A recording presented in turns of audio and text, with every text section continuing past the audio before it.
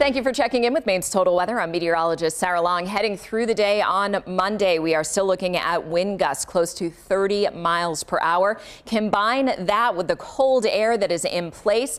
It is going to be a bitter cold holiday for Monday. Our storm is pulling away, and now that very cold air is draining into the region. It really is fairly short-lived, though. As we head through the day Monday, our temperatures will struggle out of the single digits. In fact, most towns stuck in the single digits.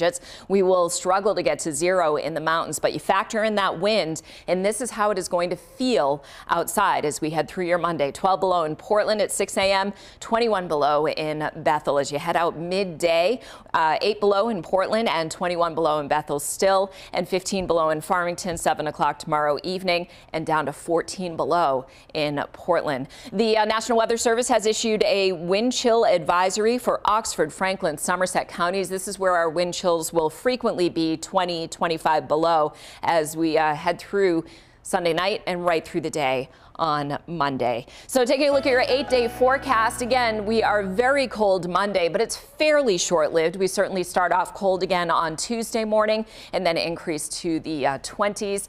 By Wednesday, a few snow showers to end the day, but we're also climbing toward 40 degrees by Thursday, with chance of rain showers. After that, a mix of sun and clouds, and temperatures staying steady in the 20s as we head into next weekend.